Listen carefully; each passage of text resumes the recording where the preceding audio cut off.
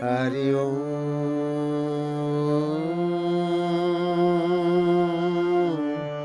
Hari Om.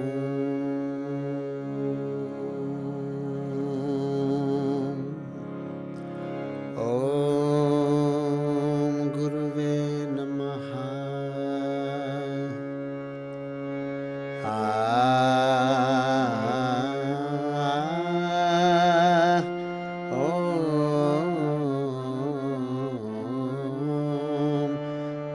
Guruve Namaha.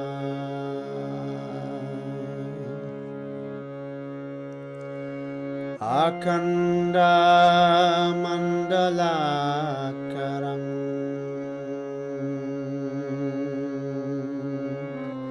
Vyaptang Jena Characharam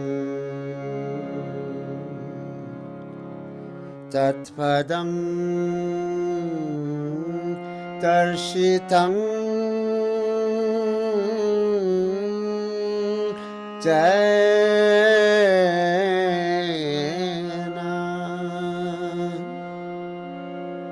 Tasmai Shri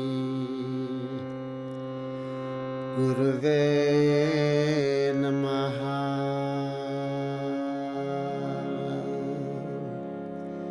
Tasmai Shri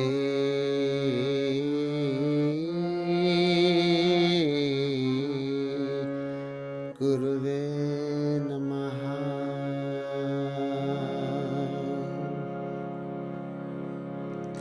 Ajnanatirmirandasya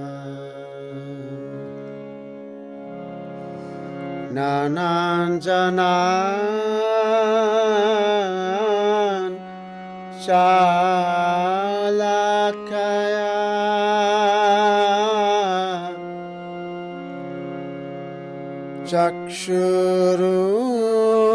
Chakshurun Militam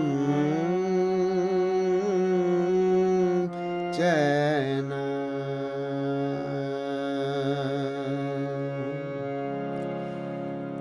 Tasmai Shri Guruve Namaha.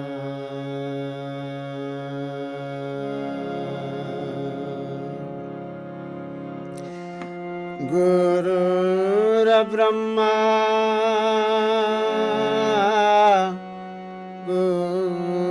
Gurura Vishnu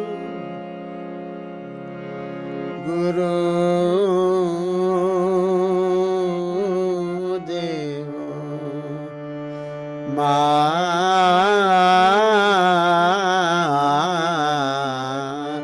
Maheshwara.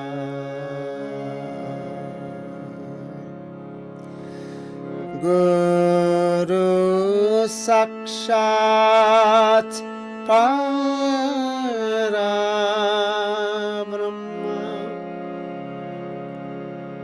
Tasmai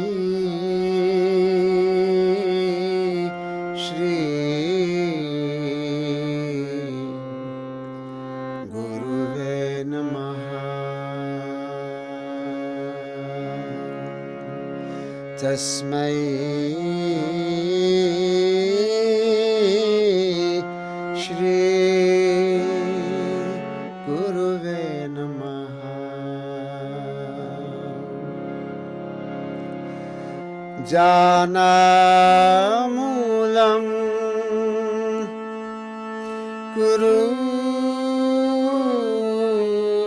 Murti Puja Mulam Guru Padam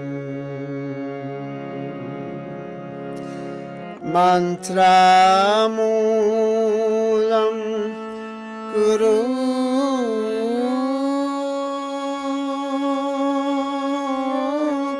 Vakyam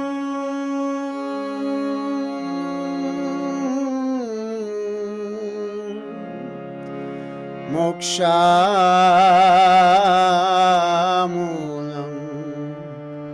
guru kripa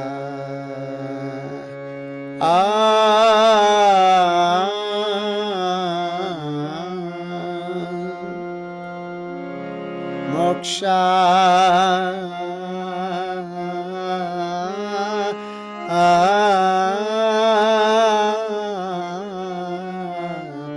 moksha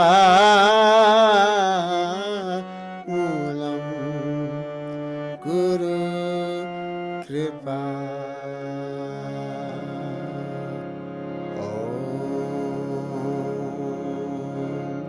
Satgurudeva Bhagavan ki jai.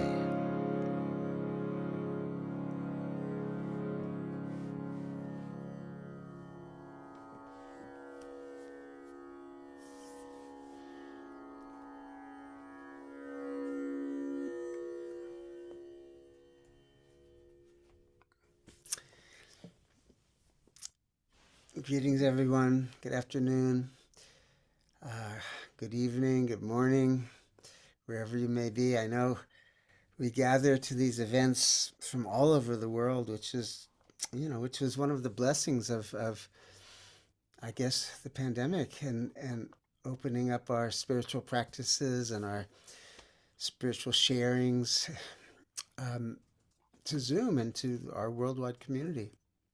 How awesome! Though it just it always arises the question when you say good afternoon, because who knows where you are. Right here in Northern California, it's 1 p.m. and it's a sweet, soft, rainy day. Um, and I'm very, very happy to be here with you all. Before doing really any more talking, except just welcome, welcome, welcome from my heart, I'd like to dive into a little singing with you all. And we're going to just explore in a gentle way this raga melody. I'm going to sing short phrases with either ah or Hari Om or maybe just Om, and sing them back to me. Again, once again, we're opening up our third ears because we can't actually hear each other, but we can sort of imagine that we hear each other, which is pretty cool. So I know all of you are in your individual homes, and please don't feel too self-conscious. And I'll sing these little phrases, and then you sing them back. And at the end, I don't mean at the end of the hour, but at the end of this little journey, I'll go into Shri Ram, Jaya Ram, Jaya Jaya Ram. But then we won't do that call and response. I'll just sing it and join me. For those of us here who are really new to Kirtan and to chanting and to mantras, the first word is Shri. Please all try to say that, Shri. And Shri is one of the names of the Divine Mother, the Divine Goddess. The second word is Ram. Let's all say that, Ram. And Ram is one of the many names of God. My guru, Neem Karoli Baba,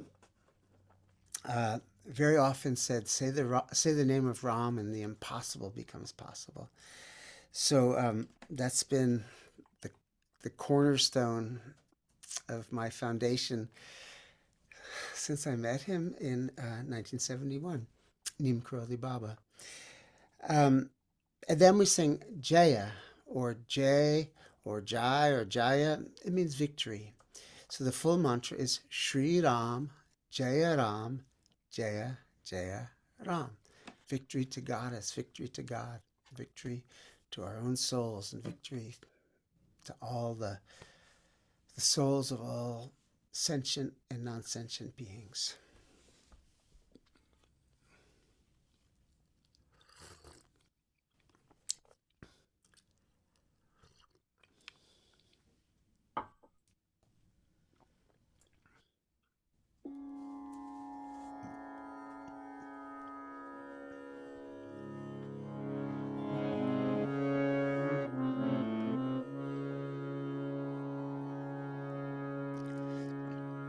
let's all sing Om together.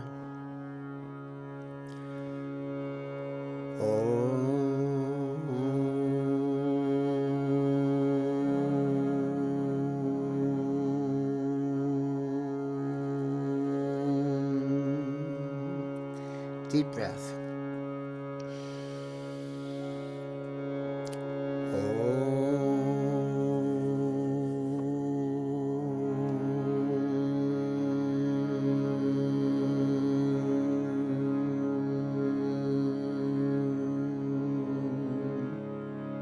One more.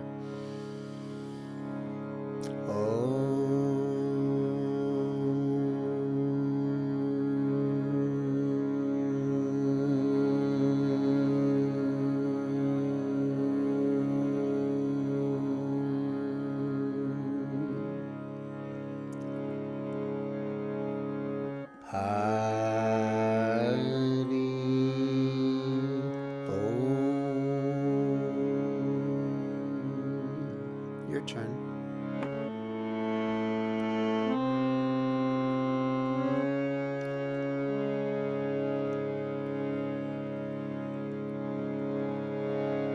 Hari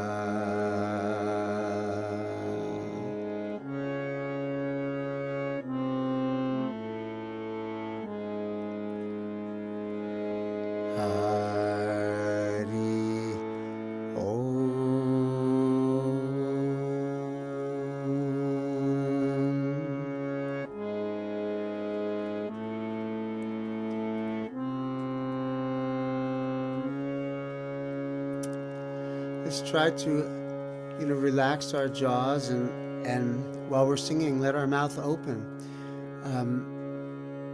Many of us I see so often singing with a very closed mouth, but then the sound can't come out very easily.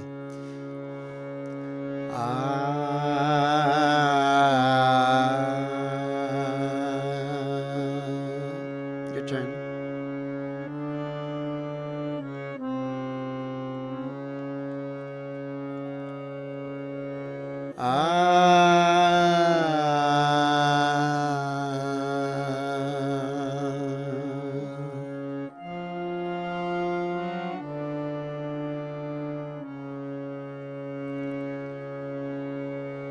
Hari Om.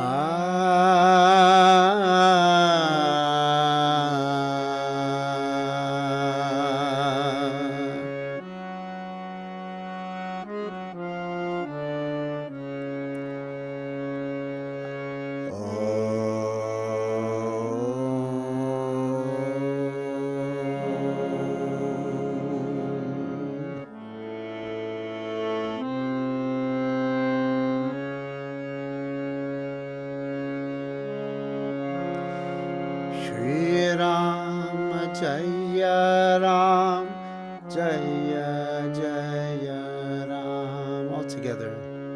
Shri Ram Jaya Ram Jaya Jaya Ram. Shri Ram Jaya Ram Jaya Jaya Ram. Shri Ram Jaya Ram Jaya Jaya Ram. Shri Ram Jaya Ram Jaya Jaya Ram. Shri Ram Jaya Ram Jaya Jaya Ram. Shri Ram Jaya Ram Jaya Jaya Ram. Shri Ram Jaya Ram Jaya Jaya Ram. Om Shri Ram Jaya Ram Jaya Jaya Ram. Shri Ram Jaya Ram Jaya Jaya Ram. Shri Ram Jaya Ram Jaya Jaya Ram. Shri Ram Jaya Ram Jaya Jaya Ram. Shri Ram Jaya Ram Jaya Jaya Ram. Shri Ram Jaya Ram Jaya Jaya Ram. Shri Ram Jaya Ram Jaya Jaya Ram. Shri Ram Jaya Ram Jaya Jaya Ram.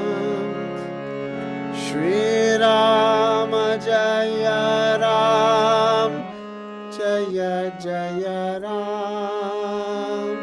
Shri Ram Jaya Ram Jaya Jaya Ram. Om Shri Ram Jaya Ram Jaya Jaya Ram. Shri Ram Jaya Ram Jaya Jaya Ram.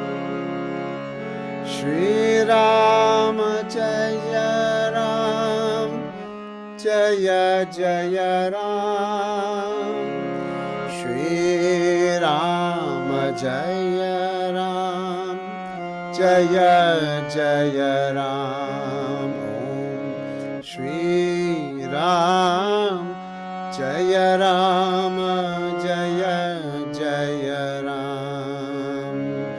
Shri Ram Jaya Ram Jaya Jaya Ram. Shri Rama Jaya Ram. Jaya Jaya Ram. Shri Rama Jaya Rama. Jaya Jaya Ram. Shri Rama Jaya Rama. Jaya Jaya Ram. Shri Ram Jaya Rama. Jaya Jaya Ram. Om Shri Rama Jaya Ram. Jaya Jaya Ram. Syawar Ramachandra ki jai. Pavana Sutta Hanuman ki jai. Shri Umapati Mahadeva ki jai. Shri Shri Shri Bhavanim Karoli Sant Maharaj ki jai. Shri Shri Shri Jagatambe Siddhi Ma ki jai.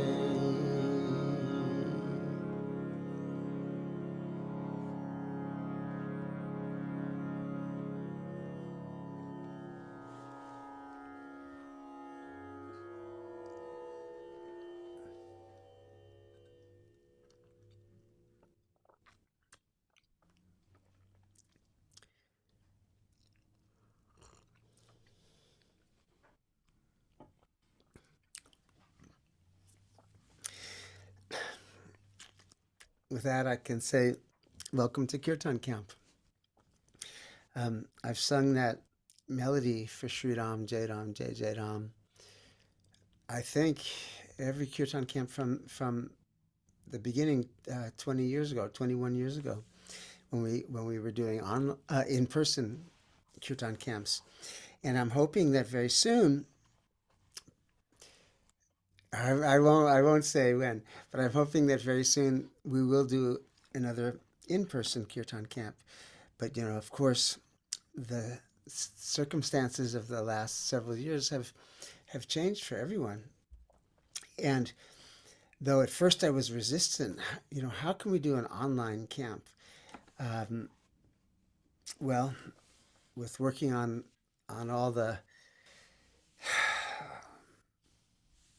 recordings and the tutorials and the stories and the teachings, as well as just singing with Nubia and with Ratika, I feel like we created a beautiful, beautiful environment, an online environment to share with each other, and for me to share, all as much as possible, all my experiences with bhakti, with devotion, and with singing and with chanting.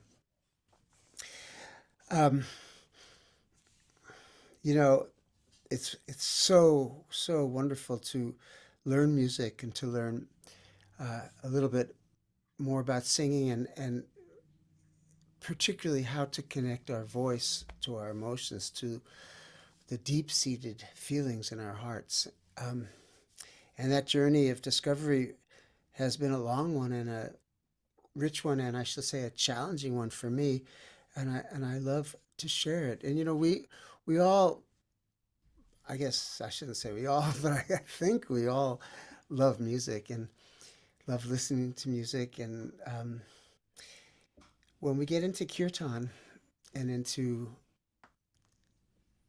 devotion and the things that I teach in the kirtan camp, we realize that not only are we listeners of music, we are creators of music. And everyone can sing some and can play a little simple thing on the harmonium or on guitar or even just beating on a tin cup for rhythm. We all can embrace this practice of chanting in our own way, in our own lives, in our own moods, in our own individual spiritual concepts, so to speak. So, that singing that we did In Kirtan camp, both online and in person, we do that a lot with different raga scales and different melodies. But I also teach names of the notes, which I find is so valuable. You know, in the Indian system, it's called sargam. Each note has a name. Sa re ga ma pa da pa ma ga re sa. So learning the names of the notes um, not only facilitates communication of me being able to communicate um, melodies and write down melodies for you all. It's also, I feel like on a internal divine level. I don't know quite how to label it, but um, you know, our friends have names. The gods and goddesses have names, and with those names, and in Kirtan we sing those names over and over and over again. But through those names, we can develop a personal relationship with the divine and with our friends, with our beloveds, etc., etc. So why not create a personal relationship with the notes as well? The notes that we sing, the notes that sing us, the notes that, when they form into melodies, uplift our hearts and, you know, clear our minds. So that's one of the things that I teach in Kirtan camp is the names of the notes and how to sing those names. Um, anyway, that's just a little miniature talk about some of the things, some of the many things that we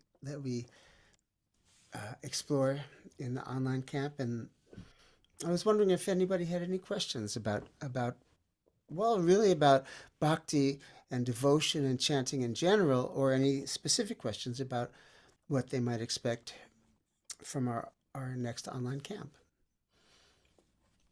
And I'll jump in here. Hi, everyone. We're really happy you're here. And if anyone has questions, feel free to put them in. There's a little icon that says Q&A. And if you put them in there, I'll be able to read them to Jai. And we have a few already.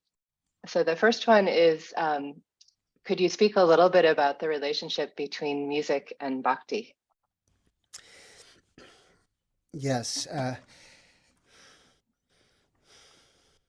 Well, just for starters, just music. You know, we all have experienced probably so many times in our lives the uplifting quality of music, particularly music that is sung or played from the soul, just soul music, um, which can be really any genre, but something that is, you know, really coming from the artist's real spirit, real heart, and we know the uplifting value of that and the uplifting experience of it.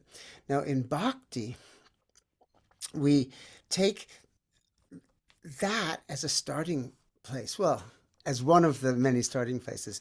And we combine just the quality of uplifting music with mantra, which are divine Sanskrit words. Are divine words, meaning words that have a potency, have a divine potency inherent in them. And for me, at least, not for everybody, but for me, for my kirtan and the mantras that I sing, I choose very simple ones. The names of gods, the names of goddesses, and even the most simple names. Because for me, well, it just makes it easier. And and then we combine that with repetition, which in every spiritual spiritual uh, community, from you know, every civilization, every earth-based indigenous civilization has practices that include repetition. And repetition, we know it just quiets the mind. It quiets the mind. Now the music can develop, and the music can be slow, it can be fast, it can be um, you know, light, it can be somber, very somber, but the repetition of the mantra does something very powerful in terms of quieting the mind, while the music um, awakens the heart and the emotions. And so, and then added to that, is this deep breathing that happens when we're singing, when we're repeating, when we're singing, that seems to lend an expansion to our being. So devotion, bhakti, is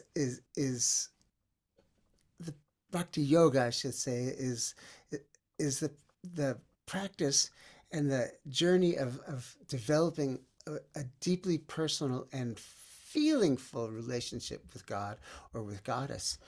And there are many practices in bhakti that we can, talk about, but singing and music and chanting, at least in my life, have been the primary practices in bhakti yoga. We hear music, we can hear music and virtuosity and kind of be impressed by it and enjoy it for a little bit. But if it doesn't have that heart, even the most amazing virtuoso, at least this is my opinion, uh, loses interest. I lose interest because it doesn't have that taste, that nectar-like taste. But when we hear music that is coming from the deepest spirit and has that nectar, it just wraps itself around us. And everyone has different taste, different, different types of music that they have an affinity towards. But we know when there's bhakti in music, when there's devotion, and it doesn't have to necessarily be Indian or it could be anything. But when it has that divine connection, we know it's part of bhakti. That was a kind of rambling answer to that question, but I hope it helped. Thank you. We have a lot more to. The next question is, for the online course, do we need to play an instrument? Should we have a harmonium or a keyboard? No, the focus. Well, aside from the, I mean, the main focus of the online course and of all the courses that I teach is the spirit and the connection of the spirit to divine and practices that I know that can enliven that connection. Um, Primarily the focus is the voice and singing, and I urge everybody during the course and just in life in general to sing and to sing as uninhibitedly as possible. Now, accompanying oneself on an instrument is awesome, but it may not be for everyone. During the online course, I give harmonium tutorials, how to play each chant that I teach, as well as simple guitar tutorials. Now, I'm not teaching guitar technique, so the tutorials are geared to someone who can play a little bit already. But I show simple ways to accompany the chants. However, if you don't play an instrument, it's fine. We sing together because that's where it's at. That's for me, the instruments. I love the instruments. I love playing my instruments, but ultimately, my playing at least, is to support my voice and to support my singing, and then my singing is to support my devotion and my proof, the expansion of my heart. Thank you. And we have Welcome. another great question. Can you speak about the fear one might experience when leading a kirtan and how to move through this? Well,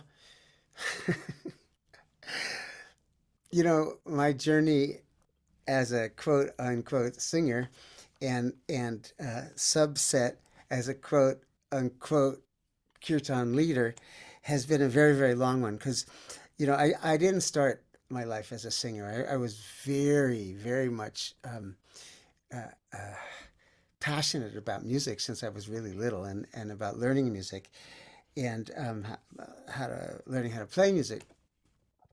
But it wasn't until I was studying with Ali Akbar Khan, the great sarod player, great master of Indian classical music, and I was learning a stringed instrument called sarod, and he said that everyone who studied with him, whether they're playing sitar, sarod, violin, tabla, whatever instrument, because he taught the classes filled with many different instruments, everyone had to also study singing because he said all music originated in the voice. So, um, reluctantly, I started to sing. And I practiced, and I really liked it. I really liked the feeling of singing. It did something to me. But, asked me to sing in front of people? No way. And it was, first it was many years of singing kirtan in groups without a particular leader.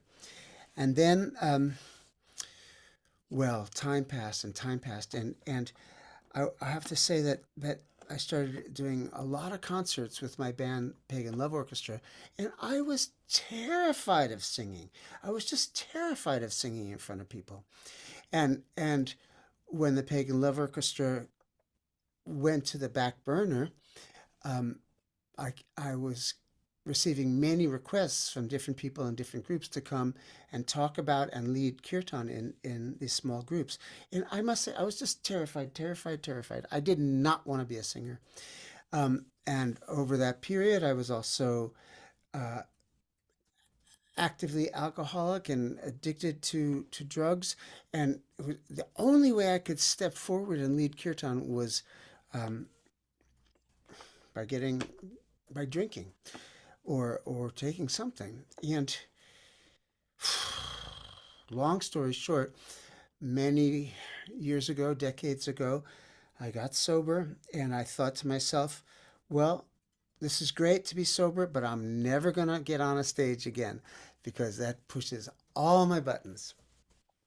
And then in the place I was, it was a treatment center. They showed a movie of Robin Williams. And Robin Williams, it was called Robin Williams at Carnegie Hall. And so he started his what do you call it? Not concert, his performance, and he was so funny and he was so beautiful. And then maybe about 10 or 15 minutes into it, he ran to the edge of the stage and got down into a fetal position, and he said, "This is the first time I've ever done this sober. I am terrified." And he ran off stage. And so this like opened so many doors to me. What it said to me was that honesty and authenticity with the audience was the key to overcoming the fear. Or not, I shouldn't even say overcoming the fear, but it was the key to moving forward regardless of the fear and regardless of the self-criticism and the shyness. So I began to lead kirtans, and if I was really nervous and my was really, my voice didn't want to come out and I was self-conscious and shy and all those things, self-critical, I would say to the group around me, I'm really feeling anxious tonight. And I'm not gonna, I'm still gonna sing kirtan and lead kirtan with you all, but I just need to share this with you because it's driving me crazy. And I found that the people, the audience, the community just would express so much love because it's something that I won't say we all experience, but most of us experience in many aspects of our life. So I won't say that I've completely gotten rid of the fear of singing in public. There are times that I'll go to a concert and to lead a kirtan, and I'll be really really nervous. Other times not, but you know I say to the voices inside of me, I say, I hear you all. I've been hearing you all for 71 years. Um, you're boring, and and I just like not step forth physically, but in my mind, I step forward and I'll sing anyway. And and nowadays, if I'm really anxious, I'll still say to the audience, "Hey guys, I don't know why you all seem so very very sweet, but I'm really nervous with you."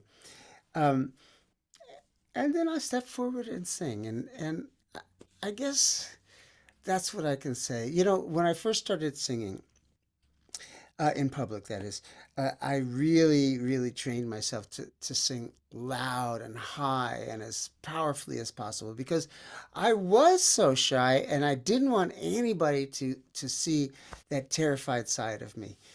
Now, as I'm older and maybe, maybe so, it started about 20 years ago or something, and it's still in work in progress. I'm trying to be able to show my soft, vulnerable, and weak and fearful side in my voice. I want to be able to express all of that through my singing, not just power and strength and confidence. Sometimes I feel those things, and that's awesome to sing like that. But sometimes I don't feel that, and I still want to be able to express that through my singing. That's a little scary. It's another level of scariness. Sometimes the kirtan camp, well, like I was, I don't know, maybe 8 years ago or something, or 10 years ago. I don't remember. I just coined the phrase, let's have fun with fear. It's a stretch, I know. Anyway, that's my response to your question. Thank you. Um, I want to add one thing. You know, people, there are like courses in self-confidence, how to overcome fear and all that stuff. And personally, I don't believe in that. For me, it's more like how to be authentic and honest and with everything that we're feeling and share that and share from that authentic, vulnerable place rather than like, um, I studied theater a little bit, and they talk about creating in your mind a fourth wall that separates you from the audience, and then you're just in the focus in the play, and you don't get self-conscious with the audience. And in kirtan and chanting, we want to take down that wall, and we want to be completely in communion with the people around us, as well as being in communion with God or Goddess. Anyway, so the next question is, I'm new on my bhakti journey, and I'm still not sure to understand all the complexity of all of the deities. What would your recommendation be to understand them on a deeper level? And does the course cover this?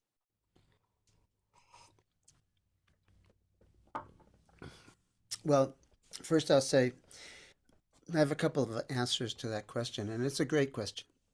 First, I'll say that after, I don't know, 55 or so years of being involved in this path, I'm still a beginner.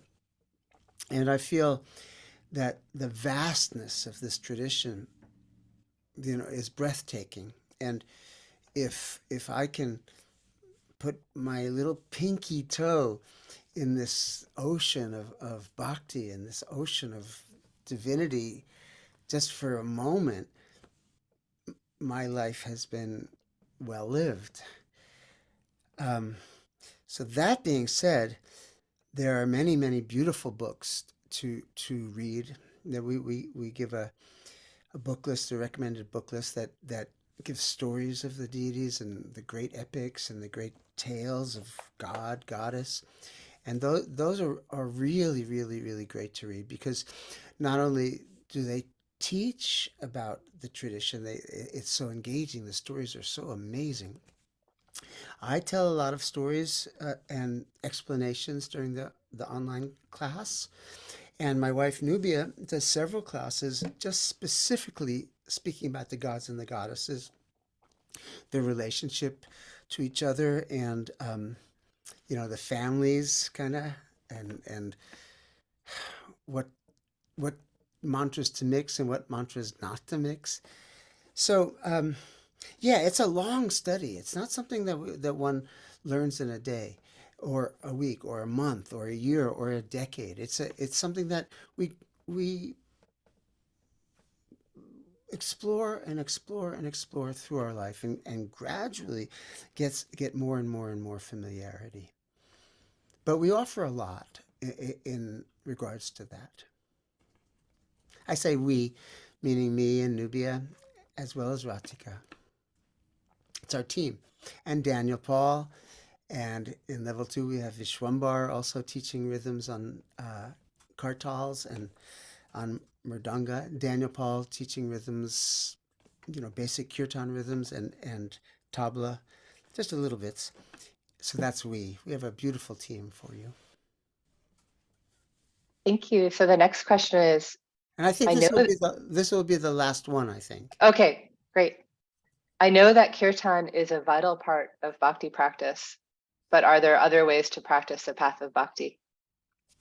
Oh, that's such a beautiful question. And yes, uh, the path of bhakti yoga has many, many, many practices in it.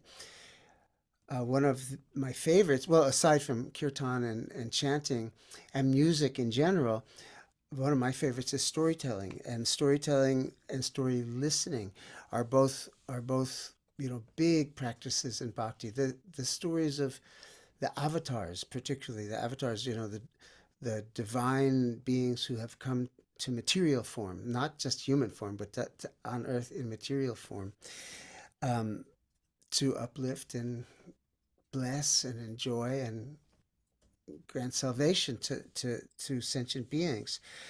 There's so many stories that are so uplifting. In our kirtan camp, I particularly love to tell the story, the Ramayana, which is the story of Rama and Sita and Hanuman, the monkey god, and Ravana, the demon king, the embodiment of ego, and these stories are just they are connective tissue that connects our hearts to the divine heart. There's, of course, many other practices. Dance, sacred dance, which my beloved Nubia is, that's one of her lifelong practices. Um, Cooking is, I almost always, I won't say always because I'm just a human, but I'll say often, very often. I'm sort of the no, I won't say the official cook in our family. Nubia cooks a lot. Ezra cooks his breakfasts, but I'm the most more cook in our family. And I almost always chant mantras while I'm cooking. And in the chanting of the mantras, the cooking becomes an offering. Um, and on and on and on. Yes, there are many practices. Maybe one more. There's one more that's related. Jai, could you talk about the key differences and similarities of kirtan and japa? Yes. Japa is the repetition of mantra. Um, Japa can be done in many, many ways. And one of the ways that I love to do japa is with beads. Uh, I have a couple of sets of beads, japa beads we call them, and with each bead I'll say a repetition of the mantra. And my favorite mantra, the mantra that I feel like my guru gave me, is Ram. But japa can be with any mantra that we like. And uh, often someone will take a commitment to say, okay, I'm going to do one complete round. The japa beads are 108 beads. I'm going to do one complete round of japa every day. Or someone will take a commitment that will say, I'm going to do 40 rounds of japa every day. And if your mantra is a short mantra, that doesn't take so long. But if your mantra is a long mantra, it could take many hours. But japa it's kind of like the quiet conversation, the almost silent conversation with God, with Goddess. Another way to do japa is kirtan, because kirtan is repetition of a mantra. So it is also, a kind of japa. It's just a more uh, external, even though it's completely internal, but it's also, creating sound and sonic energy that is spreading far and wide and shared with community. Um, but it's just as deep. For me, there's two sides of the same coin. One is singing out, and one is whispering in, and both of them are part of my daily practice in my daily life. I love doing japa with beads. I first got beads when I first went to India in 1971 and met my guru, Neem Karoli Baba. I found a pair of Tulsi japa beads, not a pair, a set of Tulsi japa beads, 108 beads. And I started doing that practice, that simple practice, and loving it, loving it, loving it, loving it, loving it. Um, Japa with beads is not necessarily a practice that everyone will love. Likewise, all the practices that are offered in bhakti yoga, um,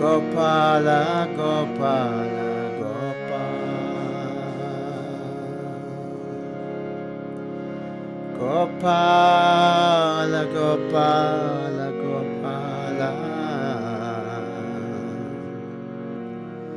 Gopala, Gopala, Gopala. Shri Krishna Govinda Hare Murare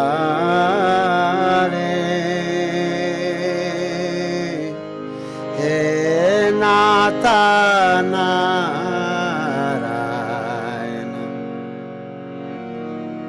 Vasudeva Shri Krishna Govinda Hare Murare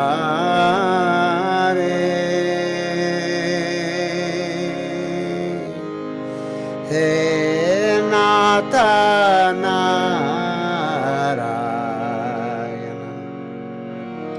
Vasudeva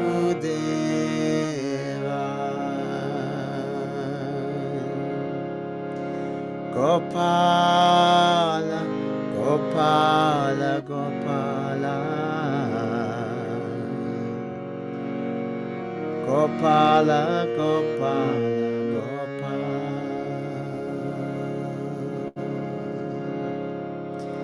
Gopala, Gopala, Gopala. Gopala, Gopala, Gopala. Shri Krishna Govinda Hare Murare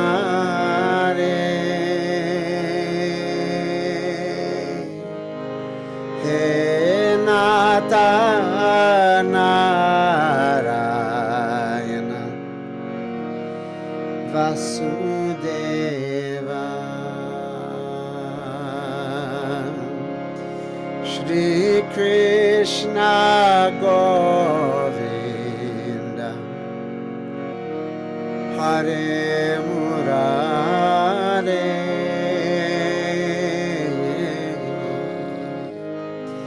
He Nata Narayana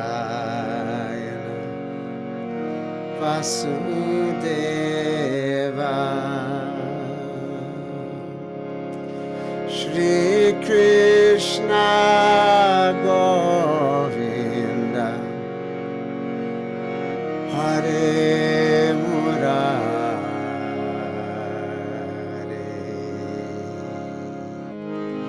He Nata Narayana Vasudeva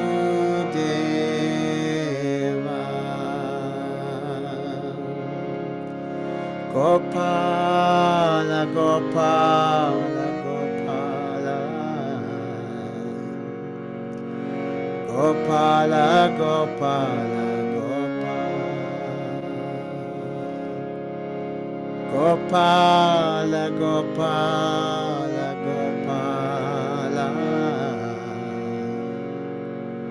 Gopala, Gopala, Gopala. Gopala, Gopala, Gopala. Gopala, Gopala, Gopala.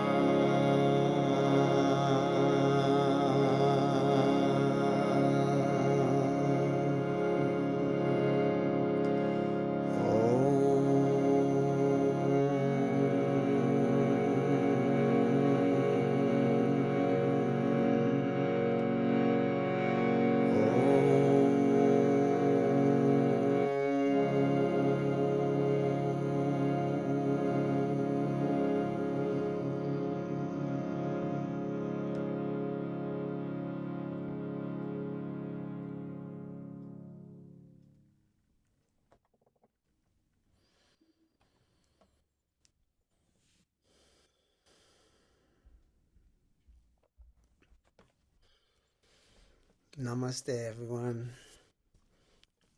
Ciao.